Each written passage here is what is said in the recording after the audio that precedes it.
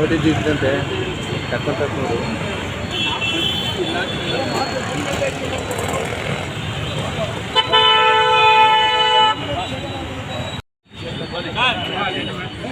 ಯಾವ ಕಡೆ ಏನು ನನ್ನ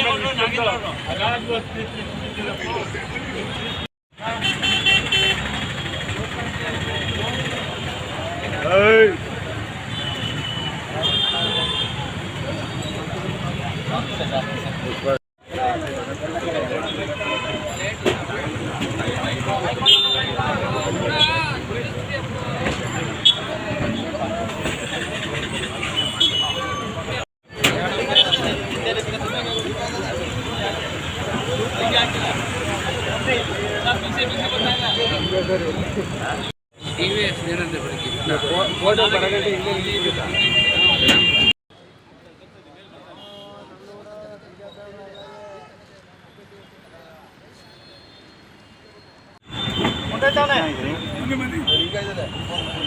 ನೋಡಿ ಸರ್ ಬರಲ್ವಾ ಎಷ್ಟು ಕಾಲ್ ಕೊಟ್ಟಿದ್ದೀರಾ ಸರ್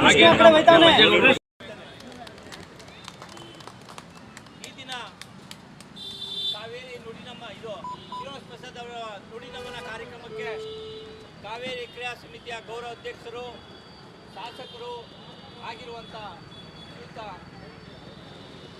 ಮಂಜೇಗೌಡರು ಬಂದವರೆ. ಅವ್ರಿಗೂ ಕೂಡ ಕಾವೇರಿ ಕ್ರಿಯಾ ಸಮಿತಿಯ ಪರವಾಗಿ ಸ್ವಾಗತ ಕೊಡ್ತೇವೆ.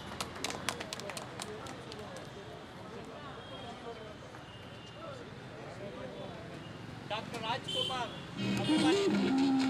ಅಭಿಮಾನಿಗಳ ಸಂಘದ ಸಂಸ್ಥಾಪಕ ರಾಜ್ಯಾಧ್ಯಕ್ಷರು, ಹಿರಿಯ ಧುರೀಣರು, ಕೆಜಿ ಪಬ್ಲಿನ ಮುಖಂಡರಾಗಿರುವಂಥ ಶ್ರೀಯುತ ಕೊಪ್ಪಳು ರಾಮೇಗೌಡರು ಬಂದವರ ಅವರು ಕೂಡ ಕಾವೇರಿ ಕ್ರಿಯಾ ಸಮಿತಿಯ ಪರವಾಗಿ ಸ್ವಾಗತ ಕೊಡ್ತಾರೆ.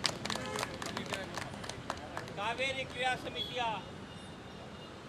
ಪ್ರಧಾನ ಸಂಚಾಲಕರು, ಹಿರಿಯ ಕನ್ನಡ ಹೋರಾಟಗಾರರು, ಕನ್ನಡದ ಕಂದ ಎಂದೇ ಚಿರಪರಿಚಿತ ಆಗಿರುವಂಥ ಕೂಗೂರು ನಂಜುಸ್ವಾಮಿಯವರು ಇದ್ದಾರೆ. ಅವರು ಕೂಡ ಕಾವೇರಿ ಕ್ರಿಯಾ ಸಮಿತಿಯ ಪರವಾಗಿ ಸ್ವಾಗತ ಕೊಡ್ತಾರೆ. ಕನ್ನಡ ಸಾಹಿತ್ಯ ಪರಿಷತ್ನ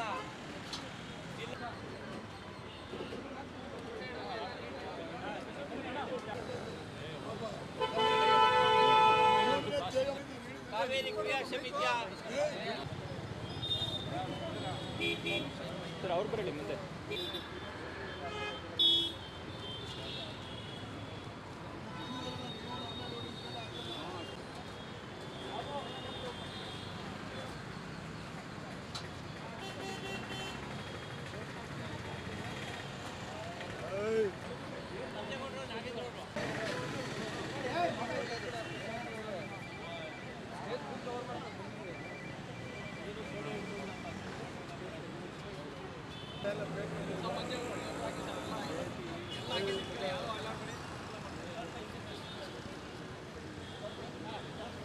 ಹಾಕಿ ಸರ್ ಹಾಕಿ ಸರ್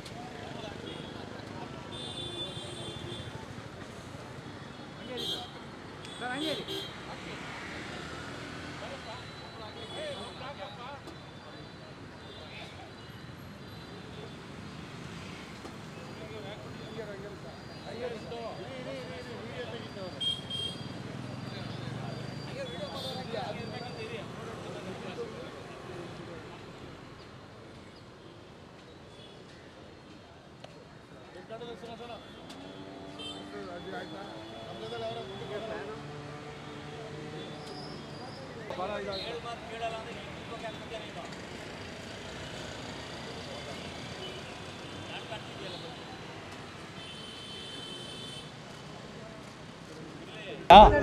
ಕಾವೇರಿ ಕ್ರಿಯಾ ಸಮಿತಿಯ ವತಿಯಿಂದ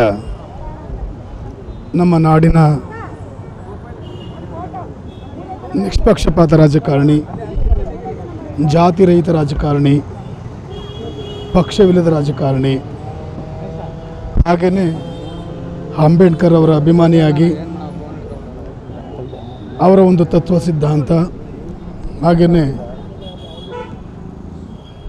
ನಮ್ಮ ಇವತ್ತಿನ ಜನತೆಯ ಯುವಕರಿಗೋಸ್ಕರವಾಗಿ, ಬಡ ಜನತೆಗೋಸ್ಕರವಾಗಿ ತುಂಬ ಶ್ರಮಪಟ್ಟು ರಾಜಕಾರಣದಲ್ಲಿ ಹಲವು ಬಾರಿ ಮೇಲೆ ಕೆಳಗಡೆ ಏಳು ಬೀಳುಗಳನ್ನು ಕಂಡು ಇವತ್ತು ನಮ್ಮೆಲ್ಲರ ಕಣ್ಣಿಂದ ಮರೆಯಾಗಿ ಹೋಗಿದ್ದಾರೆ. ಆದರೆ ಹೃದಯದಲ್ಲಿ ವಾಸಿಸಿದ್ದಾರೆ.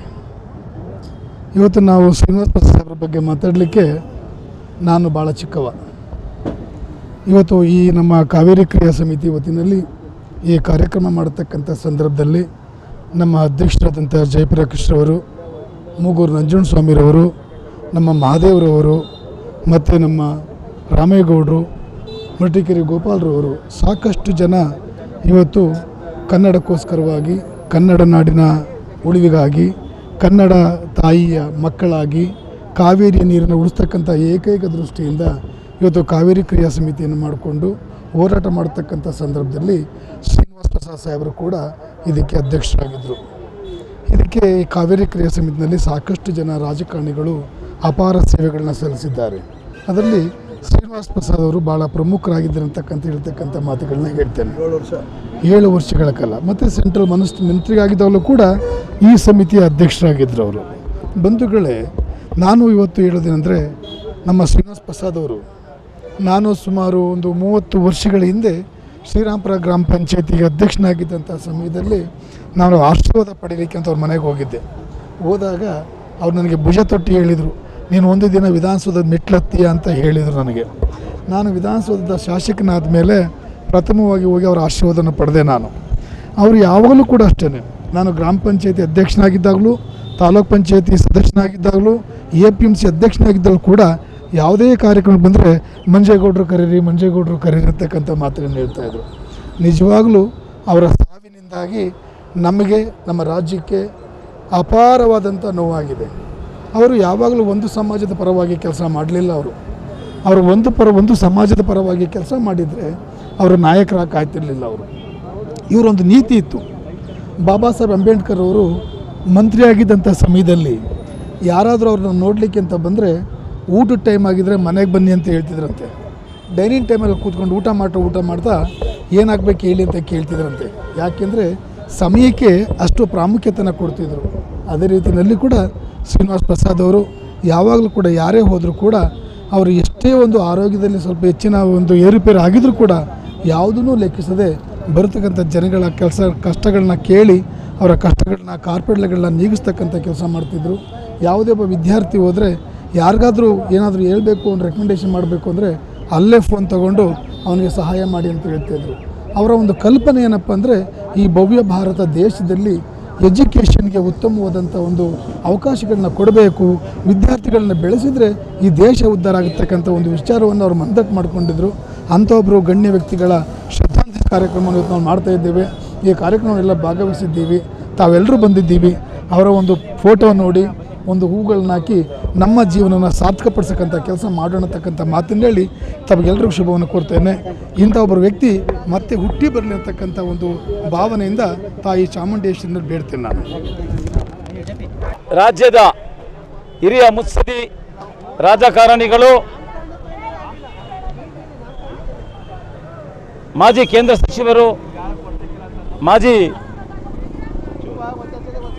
ರಾಜ್ಯ ಸಚಿವರು ಹಾಗೂ ಸಂಸದರು ಆಗಿದ್ದಂತಹ ಶ್ರೀನಿವಾಸ ಪ್ರಸಾದ್ ರವರು ಇಡೀ ರಾಜ್ಯದಲ್ಲೇ ಅನೇಕ ಅಭಿವೃದ್ಧಿ ವಿಚಾರದಲ್ಲಿ ಮತ್ತು ಇನ್ನಿತರ ವಿಚಾರಗಳಲ್ಲಿ ಮುಂಚೂಣಿಯಲ್ಲಿದ್ದಂತಹ ನಾಯಕರು. ಅನೇಕರಿಗೆ ಅವರು ಮಾರ್ಗದರ್ಶನವನ್ನು ಹಾಕಿ ಕೊಟ್ಟಿದ್ದಾರೆ.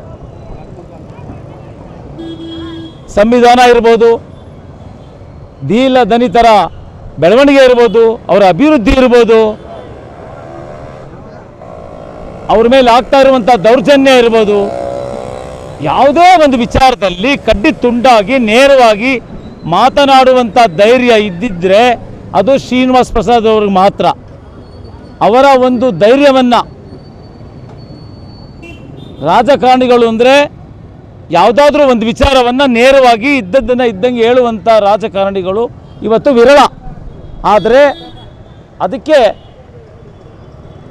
ವಿರುದ್ಧವಾಗಿ ಅಂದರೆ ಇದ್ದದನ್ನು ಇದ್ದಂಗೆ ಹೇಳುವಂತಹ ನಾಯಕರು ಆಗಿದ್ದಂಥವರು ನಮ್ಮ ಶ್ರೀನಿವಾಸ ಪ್ರಸಾದ್ ರವರು. ಹಾಗಾಗಿ ಇವತ್ತು ಅವರ ನಿಧನದಿಂದ ಇಡೀ ರಾಜ್ಯಕ್ಕೆ ಒಂದು ರಾಜಕೀಯ ವ್ಯವಸ್ಥೆಯಲ್ಲಿ ಆ ಒಂದು ತುಂಬ ದೊಡ್ಡ ಅನ್ಯಾಯ ಆಗಿದೆ. ಅವರ ಒಂದು ಕುಟುಂಬದವರು ಆ ಒಂದು ದುಃಖವನ್ನು ಭರಿಸೋ ಶಕ್ತಿ ಕೊಡಲಿ ಅಂತ ನಾವು ಆಗಲೇ ಅನೇಕ ಬಾರಿ ಪ್ರಾರ್ಥನೆ ಮಾಡ್ತಾ ಇದ್ದೀವಿ, ಇನ್ನೂ ಮಾಡ್ತಾ ಇದ್ದೀವಿ. ಇವತ್ತು ನಾವು ಕಾವೇರಿ ಕ್ರಿಯಾ ಸಮಿತಿಯ ಆಶ್ರಯದಲ್ಲಿ ಅವರಿಗೆ ಶ್ರದ್ಧಾಂಜಲಿ ಮತ್ತು ನುಡಿ ನಮನವನ್ನು ಸಲ್ಲಿಸ್ತಾ ಇದ್ದೀವಿ. ಈ ಕಾರ್ಯಕ್ರಮಕ್ಕೆ ಅನೇಕ ಗಣ್ಯರು ಆಗಮಿಸ್ತಾ ಇದ್ದಾರೆ. ಮಾಜಿ ಸಚಿವರು ಸಂಸದರಾದಂಥ ವಿಶ್ವನಾಥ್ರವರು, ಮಾಜಿ ಶಾಸಕರು ನಾಗೇಂದ್ರ ಅವರು, ಈಗ ಹಾಲಿ ಶಾಸಕರಾದಂಥ ಶ್ರೀವತ್ಸ ಅವರು, ಅನೇಕರು ಗಣ್ಯ ವ್ಯಕ್ತಿಗಳು ಇವತ್ತು ಬರ್ತಾ ಇದ್ದಾರೆ. ಶ್ರೀನಿವಾಸ್ ಪ್ರಸಾದ್ ಅವರ ಬಗ್ಗೆ ಗುಣಗಾನ ಮಾಡಲಿಕ್ಕೆ ಬರ್ತಾ ಇದ್ದಾರೆ. ಹಾಗಾಗಿ ಅವರು ಕೂಡ ಒಂದು 3-4 ವರ್ಷಗಳ ಕಾಲ ಈ ಕಾವೇರಿ ಕ್ರಿಯಾ ಸಮಿತಿ ಅಧ್ಯಕ್ಷ ಆಗಿದ್ದಂಥವ್ರು. ಹಾಗಾಗಿ ನಮ್ಮ ಕಾವೇರಿ ಕ್ರಿಯಾ ಸಮಿತಿಯ ಕರ್ತವ್ಯ ಅವರಿಗೆ ಒಂದು ಶ್ರದ್ಧಾಂಜಲಿ ಮಾಡಬೇಕು ಮತ್ತು ನುಡಿ ನಮನ ಮಾಡಲೇಬೇಕು ಅನ್ನುವಂಥ ಒಂದು ವಿಚಾರದಲ್ಲಿ ನಾವೆಲ್ಲ ತೀರ್ಮಾನ ತೆಗೆದುಕೊಂಡು ಇವತ್ತು ನಮ್ಮ ಜೊತೆಗೆ ಮೂಗೂರು ನಂಜನಸ್ವಾಮಿಯವರು, ಸುರೇಶ್ ಗೌಡರು, ಮೆಲಳ್ಳಿ ಮಾಧುಸ್ವಾಮಿಯವರು, ತೇಜಸ್ ಲೋಕೇಶ್ ಗೌಡರು, ಅನೇಕರು ಎಲ್ಲ ಹಿರಿಯ ಹೋರಾಟಗಾರರು ಇವತ್ತು ನಮ್ಮ ಜೊತೆ ಭಾಗವಹಿಸಿದ್ದಾರೆ, ಪಾಲ್ಗೊಂಡಿದ್ದಾರೆ.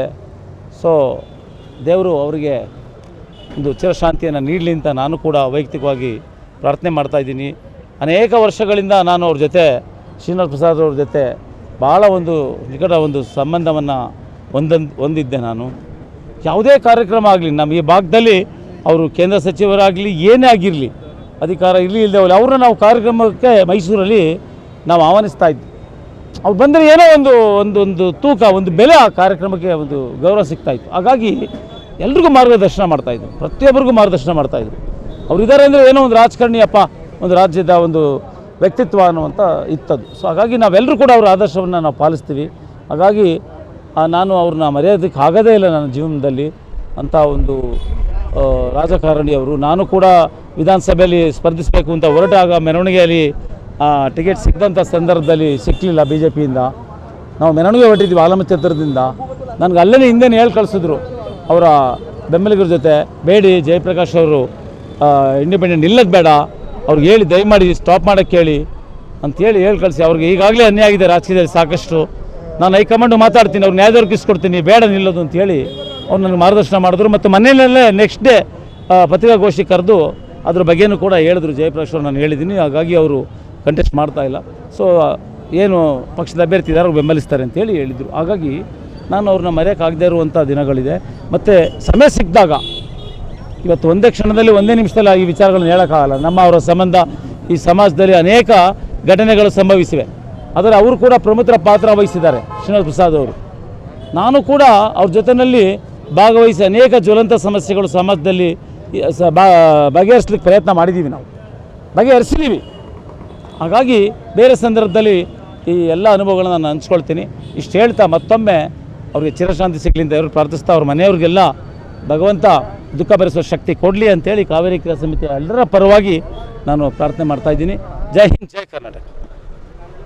Nandini, Bharat news TV, Mysuru.